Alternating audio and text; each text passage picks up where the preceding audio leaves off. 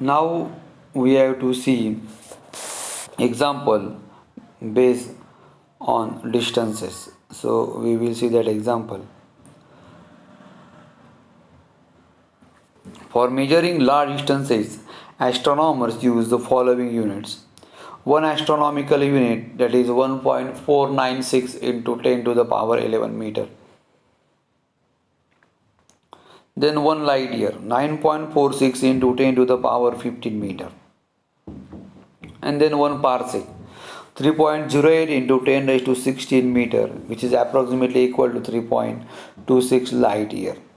So what is meant by one light year? That is nothing but distance traveled by the light in 1 year.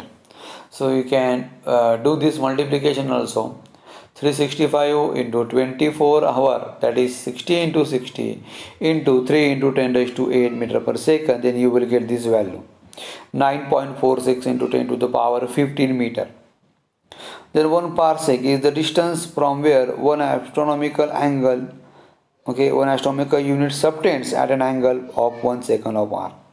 So in this example you can see that angle is equal to arc length upon radius. Okay, so r is the radius, where r is equal to 1 astronomical unit, okay, upon 1 minute, that is 4.847 into 10 to the power minus 6, and which is 1 astronomical unit, that is say 1.496 into 10 raised to 11. So its value will be 3.08 into 10 raised to 16 meter. Another example which we can see on the basis of distances also. A star is 5.5 light years away from the earth. How much parallax in arc second will it subtend when viewed from two opposite, okay, we want to see two opposite points along the orbit of the earth. Okay, so if you want to see, you can see this example. Okay. How much parallax in arsec will subtend it view from two opposite points along the orbit of the earth? So solution is two opposite points A and B are along the orbit of earth are 2 astronomical apart. Okay, that is 2 astronomical unit apart. The angle subtended by AB at the position of star is AB upon distance of star from the earth. So that is again which we can see, angle is equal to arc length upon radius. So what is arc length? That is 2 into astronomical unit upon radius, that is 5.5 light years. So 5.5 into 9.46 into 10 to the power 15, that is answer will be 5.75 into 10 raised to minus 6 radian. Again 1 radian is equal to 57.3 degree. So that multiplied 57.297 into 60 into 60 arc second, that is it will be 1.186 arc second. So in this way you can calculate these distances also. Then smaller distances which we can measure in different units. Okay, so whatever larger distances which we can see, for example 1 meter, then 100 meter, then a kilometer, okay, then megameter, gigameter, terameter. Okay, in this way which we can measure the smallest distances also, okay, that are measured in units. 1 Fermi, that is 10 raised to minus 15 meter in SI units. So 1 F is 1 femtometer, and 1 angstrom, that is 10 to the power minus 10 meter. So for measuring sizes using a microscope, we need to select the wavelength of light to be used in microscope such that it is smaller than the size of object to be measured. So visible light, that is wavelength from 4000 to the 7000 angstrom, can measure sizes up to 4000 angstrom. So 1 angstrom 10 raised to minus 10 meter. So if you want to measure the even smaller size, we need to use smaller wavelength, and so the use of electron microscope is necessary. So as you will study in 12th standard, each material particle corresponds to a wave. The approximate wavelength of the electron in an electron microscope is about 0.6 angstrom. So that one can measure the atomic sizes up to 1 angstrom, that is using the microscope. One more example is given, that is the moon is at a distance 3.84 into 10 raised to 18 meter from the earth. If viewed from two diametrically opposite points on the earth, the angle subtended at moon is 1 degree 54 minutes. What is the diameter of the earth? So whatever this unit, 1 degree 54 minute, in this way you can read it. So solution is angle subtended is nothing but what? Okay, angle subtended is nothing but what? Theta equal to 1 degree 54 minutes. So add them 1 in 54. So 60 plus 150 plus 54, that will be 114 into 2.91 into 10 raised to minus 4 radian. So if you multiply, it will be 3.317 into 10 raised to minus 2 radian. So diameter of earth will be what? Theta into distance of the moon from the earth. So theta is nothing but what? Angle is equal to what? Arc length upon radius. Okay, that we have taken. So 3.317 into 10 raised to minus 2 into 3.84 into 10 raised to 8. So it will be 1.274 into 10 raised to 7 meter. In this way you can calculate the diameter of earth also.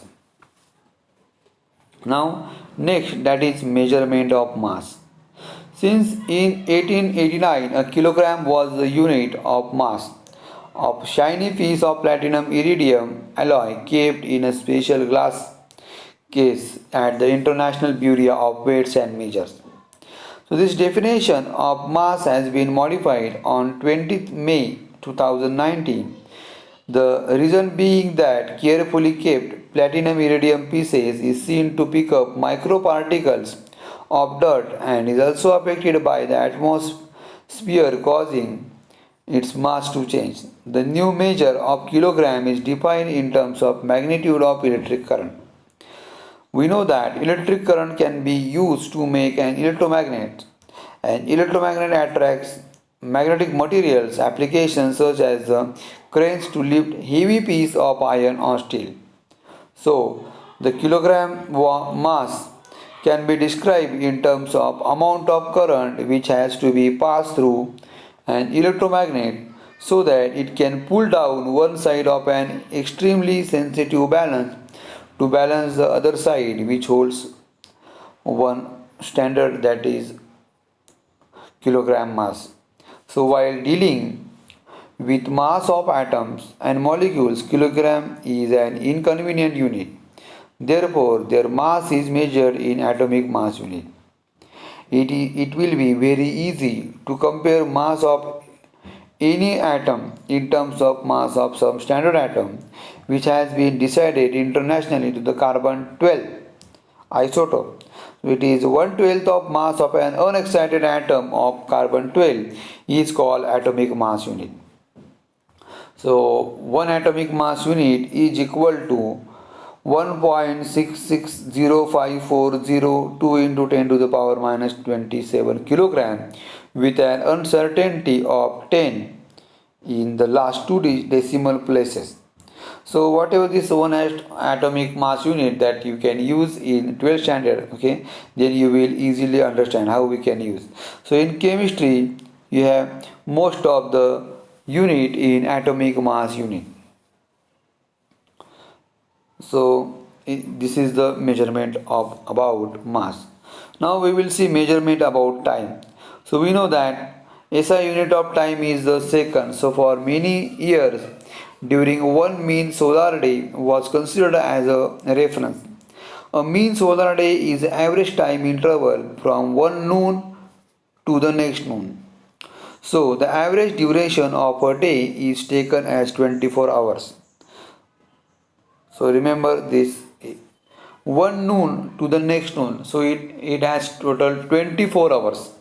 So average duration of a day is taken as 24 hours. So 1 hour of 60 minutes. 1 hour 60 minutes, and each minute is of 60 seconds.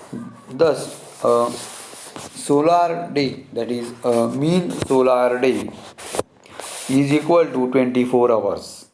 So 24 into 60 into 60, that is 86,400 seconds. These are the seconds of one day. So according to a second was defined 1 by 86,400 of a mean solar day. Now, it was later observed that length of a solar day varies gradually due to gradual slowing down of Earth's rotation. Hence, to get more standard and non-varying constants units for measurement of a time, a cesium atomic clock is used. It is based on periodic vibrations produced in the cesium atom. So in cesium atomic clock, a second is taken as the time needed for 91926317770 vibration. Okay. In this way you can do this 1 second measurement. So when will be the 1 second? When this much amount of vibration. Okay. So it will be 9,192 million. Okay. 631,000. Okay. Vibrations of radiation, that is wave, emitted during a transition between hyperfine states of C6-133 atom. Again, this is the isotope of cesium. Okay. Cesium-133 clock we use, that is a perfect clock for 1 second. Then why is the only carbon used, not any other element, for defining the atomic mass unit? So carbon-12 is the most abundant isotope of carbon and most stable one. So which is most abundant, which is available in Earth in the form of large amount, and around 98% of available carbon is the C12 isotope. So there are number of isotopes, C612, then C613 also, okay, then 14 also. Okay, these types of isotopes are available, but most abundant isotopes available is C12 isotope. So earlier, oxygen and hydrogen were used as the standard atoms, but various isotopes of oxygen and hydrogen are present in higher proportion, and therefore it is more accurate to use C12. So that we use C12, that is carbon 12. Okay. Again we can see that oxygen and hydrogen were used as standard atoms, but various isotopes of oxygen and hydrogen are present in higher proportion. Therefore it is more accurate to use carbon 12 isotopes.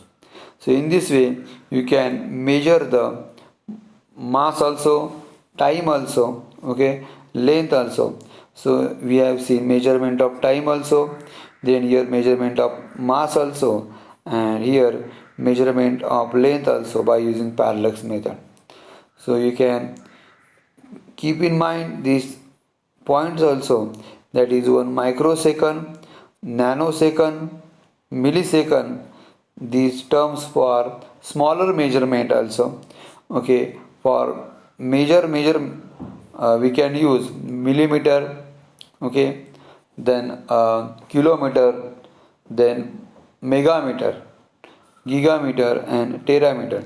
In this way you can use different powers in terms of 10. So you can use 10 multiples.